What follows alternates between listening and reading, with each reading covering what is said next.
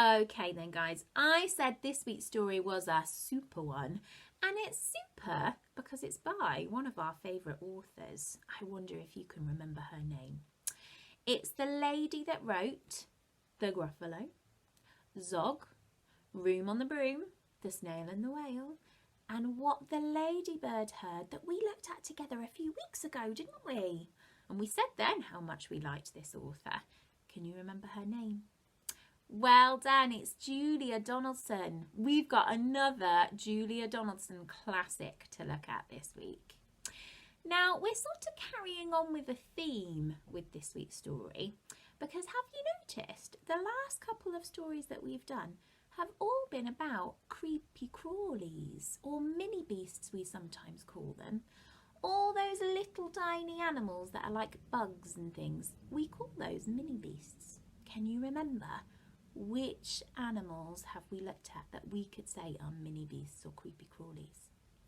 The very hungry caterpillar, he's a mini beast. And what did he turn into at the end of his story? A butterfly. A butterfly is another type of mini beast. Last week, what kind of mini beast was in our story? A spider. Well done. And you did lots of amazing learning about spiders last week. So, have a little think for me. I wonder if you can guess what kind of mini beast do you think this week's story is going to be about? Do you know any Julia Donaldson stories that are definitely about a mini beast? What the Ladybird Heard had a mini beast in it, didn't it? A ladybird is a mini beast. But that's not today's story. Are you ready? Today's story is Superworm. Here he is, look. Here is Superworm. Now, a worm is another type of mini beast, and actually this whole story is full to the brim of mini beasts. I wonder, when we go through the story, can you look at the pictures and maybe see how many different types of mini beasts you can spot? Have a look on the front cover for me. How many can you spot on there? There's lots and lots, isn't there? We've got the worm, we've got Superworm, we've got, what's this? A snail. Ooh, and what's this one that looks a bit like a snail but he hasn't got a shell on? A slug, well done. We've got a beetle and an ant. Ooh, who's this guy with the long legs and the green body? That's a grasshopper, well done. And here, look, here's a spider, just like in our story last week. And we've got a frog here too. We'd say a frog was a mini beast as well. Oh, and I've just spotted a beautiful looking caterpillar crawling up the leaf here too. So, Superworm is a mini beast, and he is surrounded by lots and lots of mini beast friends. Now, there are a lot of different types of animals on this front cover. What do you think they're all going to get up to? Now, Superworm is our main character, isn't he? Because he's who the story is named after. So that means he must be really important in the story. So I wonder, what do you think he's going to get up to in this story? Now, he's not just called Worm, he's called Superworm. Ooh, so what do you think he's going to be like? Do you think he's going to be a bit special with a name like Superworm? Have a little think about Supertato. What was Supertato like? He wasn't just any old potato, was he? He was super. He was a superhero potato. So I wonder if that means this worm is going to be a superhero worm. And what do you think all of these other animals are going to get up to in the story? Are you ready to find out? Let's open up today's story then and see what happens to Superworm. Okay then guys, here he is then. Here's Superworm. Now what can you tell about him just from his picture before we start reading the words? What do you think he's going to be like just by looking at him? Do you think he's going to be kind and friendly, or do you think he's going to be a bit mean and grumpy? I agree. I think he looks very kind and friendly, doesn't he? He's got a big old smile on his face. And what do you notice about what his tail is doing? He's holding onto a rock just with the tip of his body, isn't he? I didn't know worms could do that. Let's see what the words say about him. Superworm is super long. Superworm is super strong. Watch him wiggle, see him squirm. Hip hip hooray for Superworm! So he's a bit like we thought he might be. He's super long, super strong. People love him. I think he's going to be a bit of a superhero. Help! Disaster! Baby Toad has hopped onto a major road. Quick! Whatever can we do? Look, a superworm lasso. And look, there he is, guys. He's helping out the baby toad by wrapping his body around a pole and using the long end of his body to catch the baby around its tummy and pull it back to safety. So what have we learnt about Superworm then? We've learnt he's kind and helpful. He's saving the day. The bees are feeling bored today. They need a nice new game to play. Cheer up, bees. No need to mope. It's Superworm, the skipping rope. So how is he using his body this time, guys? He used it as a lasso the first time, and now he's using it as a skipping rope. Gosh, he is helpful, isn't he? Beetle's fallen in the well. Is she drowning? Who can tell? Not to panic, all is fine. It's Superworm, the fishing line. Here he is again, guys, using his long body to save the day. Then toads and beetles, bees and bugs, brother snails and sister slugs, uncle ant and earwig aunt, clap and cheer and chant this chant. Superworm is super long, Superworm is super strong. Watch him wiggle, see him squirm, hip hip hooray for Superworm. Now why do you think they're all cheering and chanting for him? What do you think they think of Superworm? I think they think he's pretty fabulous. The chant is carried on the air to Wizard Lizard in his lair. What's a lair, guys? A lair is like another name for a den or a home, isn't it? But often a lair is the home of someone who's a bit mean and a bit sneaky. So do you think Wizard Lizard is going to be a goodie or a baddie? What do you reckon? Let's see what he does. He mutters in his servant's ear, "Find that worm and bring him here."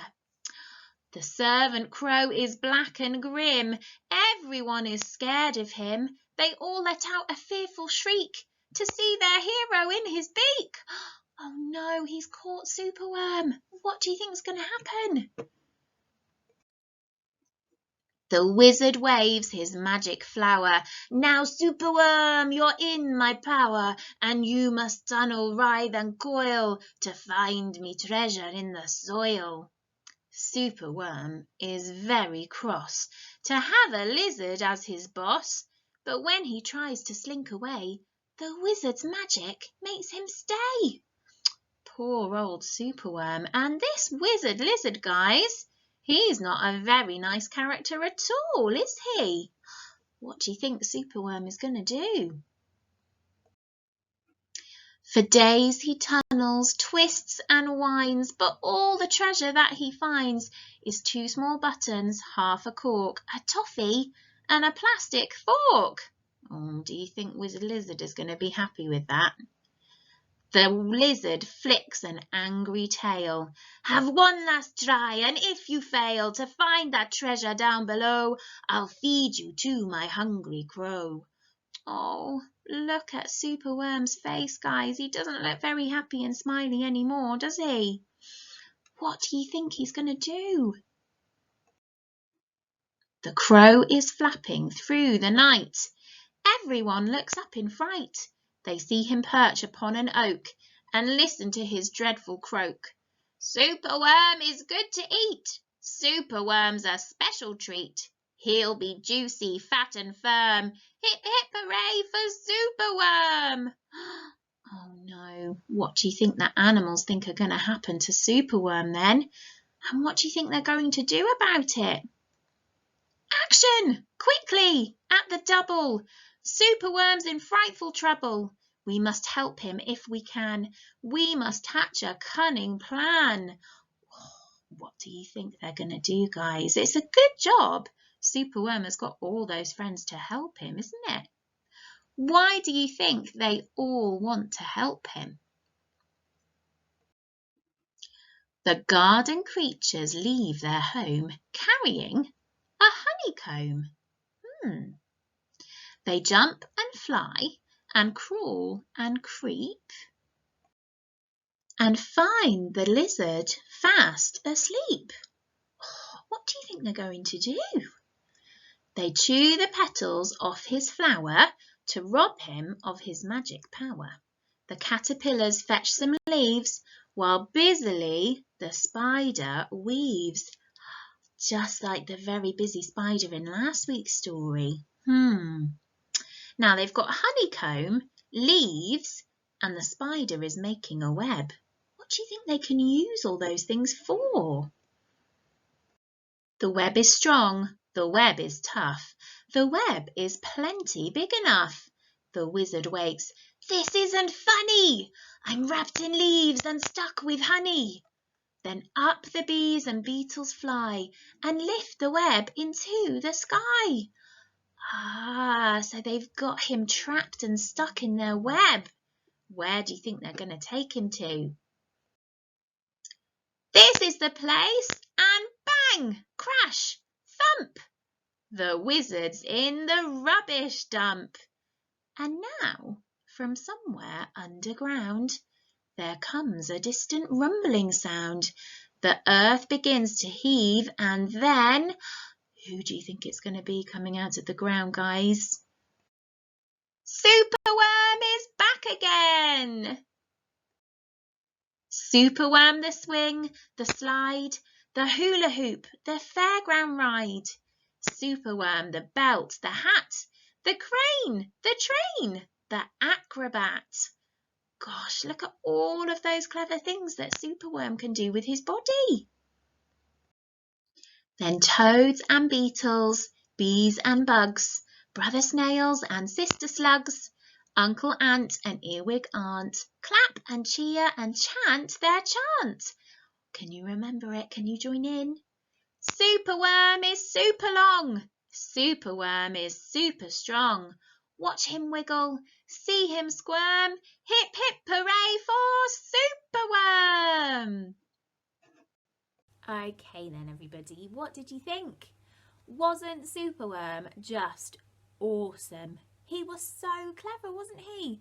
All those different things he could do with his body. Can you remember some of them?